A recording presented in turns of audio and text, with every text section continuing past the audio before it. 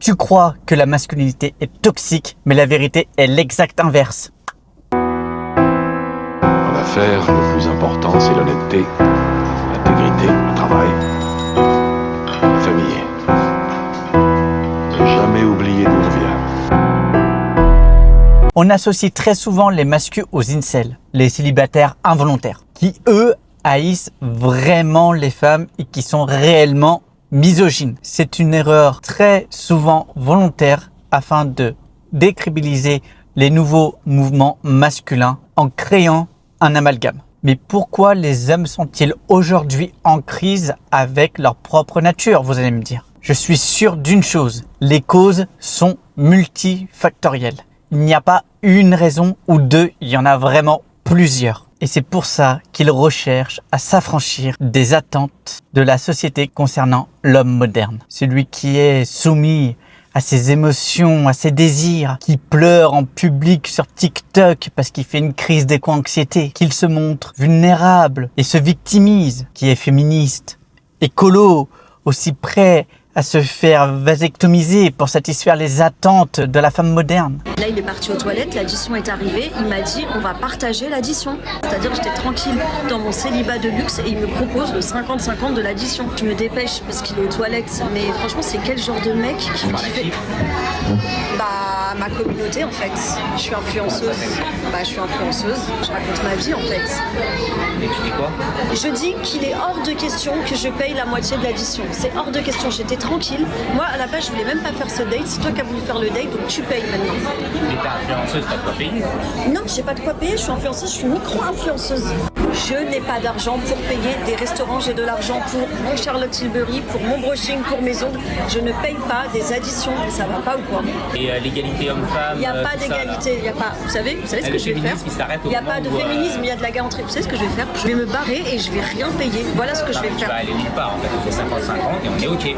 Non, je vais pas payer. Sur ma vie que je vais pas payer.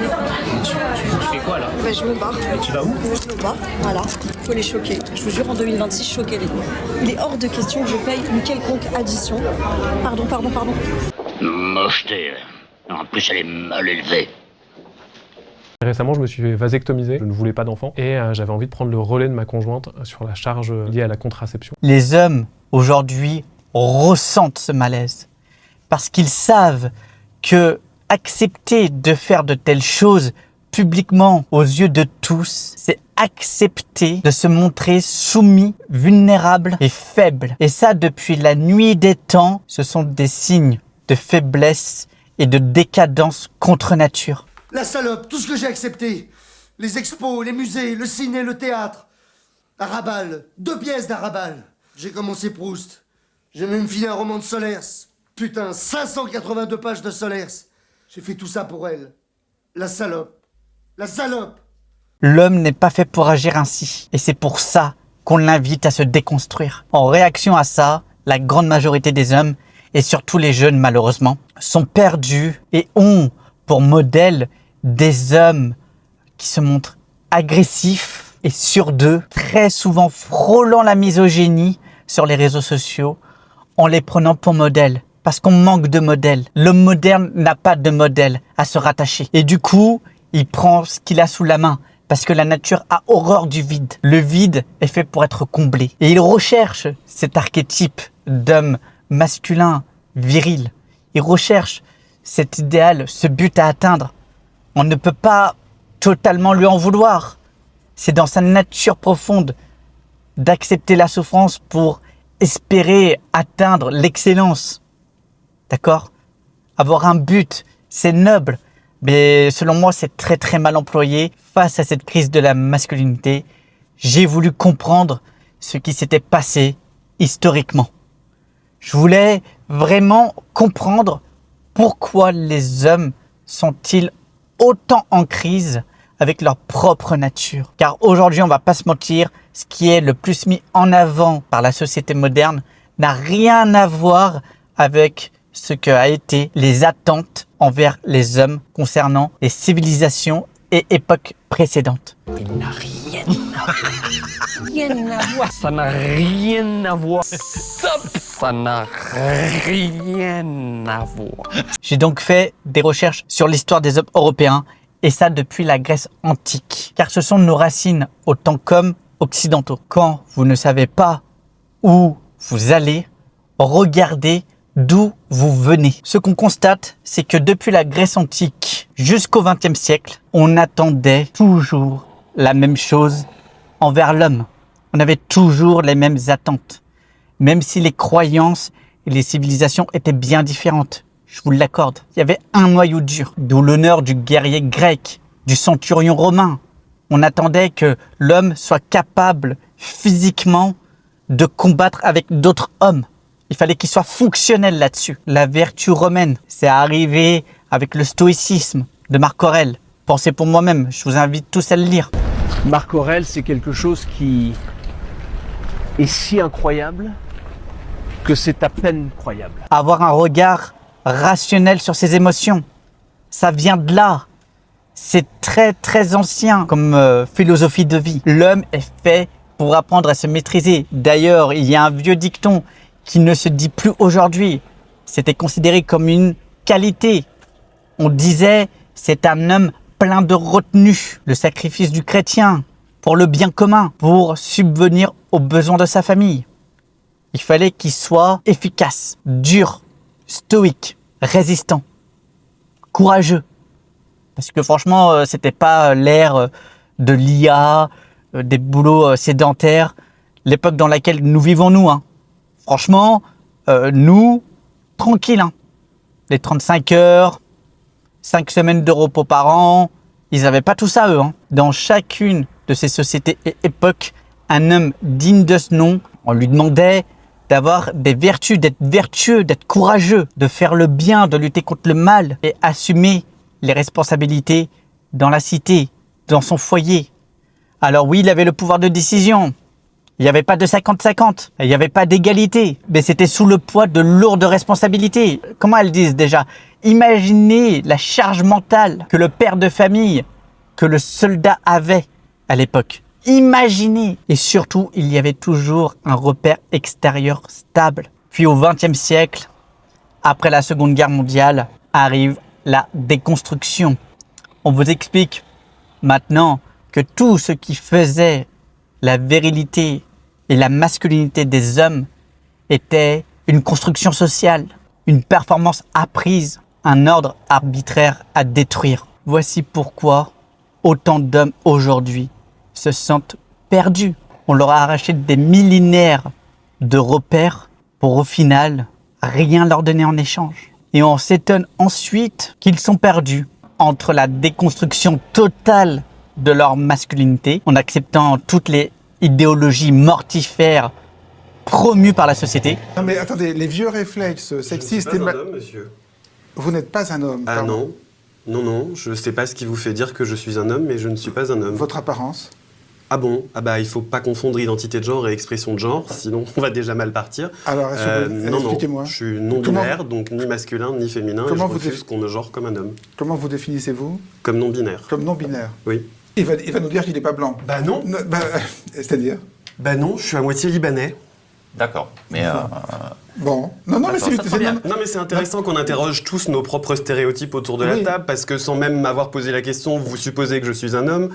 Seulement par mon apparence, vous estimez que je suis blanc. Et une fausse virilité efféminée qu'on voit sur les fameux coachs Red Pill en séduction, qui est seulement de façade.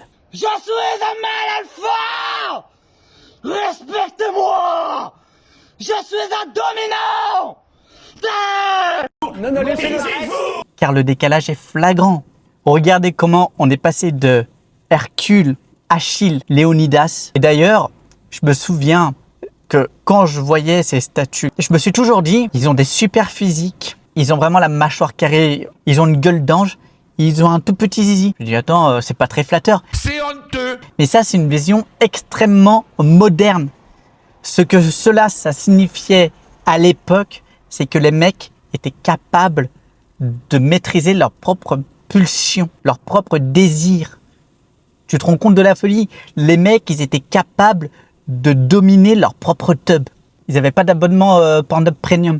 Tu comprends? Ils faisaient pas une crise d'éco-anxiété sur TikTok parce que c'est la canicule et qu'il fait 40 degrés, tu vois. Et tu sais pourquoi ils pleuraient pas quand c'était la canicule? Parce que la canicule, c'était eux, en fait, tu vois. Quand ils devaient affronter leur ennemi, c'est leur adversaire qui prenait un coup de chaud et qui suait à grosses gouttes. Ah oui, parce que faut le dire, aujourd'hui, les hommes modernes, ils se font bisutes par Hamza Ladouane, un adolescent de 14 ans. Vous sortez du commissariat, vous venez d'aller déposer plainte puisque Hamza Ladouane vous a cassé le nez.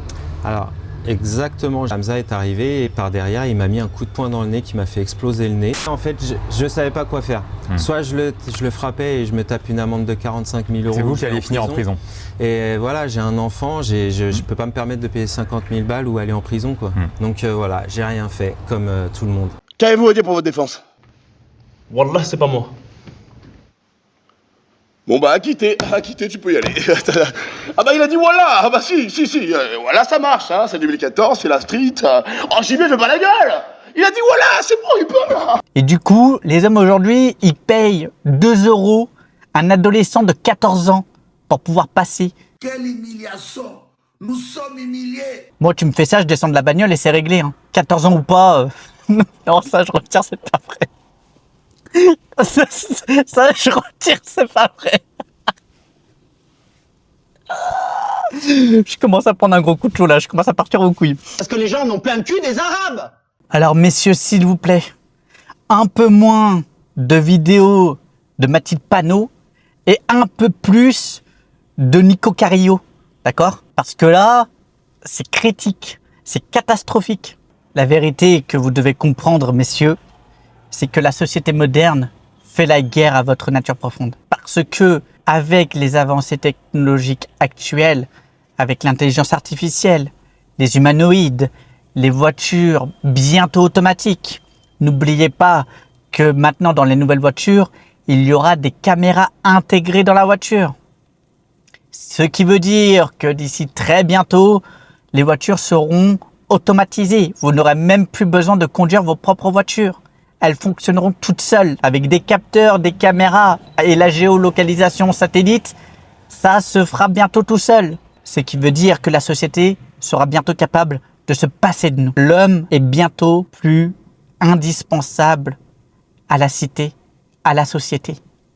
Et c'est pour ça qu'aujourd'hui, on met autant en avant la déconstruction de l'homme pour mieux vous domestiquer et faire de nous les esclaves de la société du désir. Un bon petit consommateur, car un homme seul, frustré et efféminé et sous l'emprise de ses émotions est forcément beaucoup plus prévisible et du coup beaucoup plus facilement contrôlable. Il consommera davantage pour combler ses frustrations et représentera bien moins une menace pour l'ordre établi qui est au-dessus de lui. Si tu veux en savoir plus sur l'homme catholique traditionnel, like et abonne-toi. Ma prochaine vidéo portera sur les vertus cardinales à développer afin d'avoir une colonne vertébrale morale solide, car tant que vous n'avez pas ça, vous êtes dans l'errance des promesses du monde moderne. Cela fera bientôt 1 an que je suis devenu catholique pratiquant. Ça a radicalement changé ma vie et la perception que j'ai du monde. Je savais que ça allait être difficile,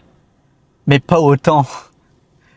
Et vraiment, je tenais à remercier tous ceux qui sont abonnés et qui ont rejoint l'aventure avec moi.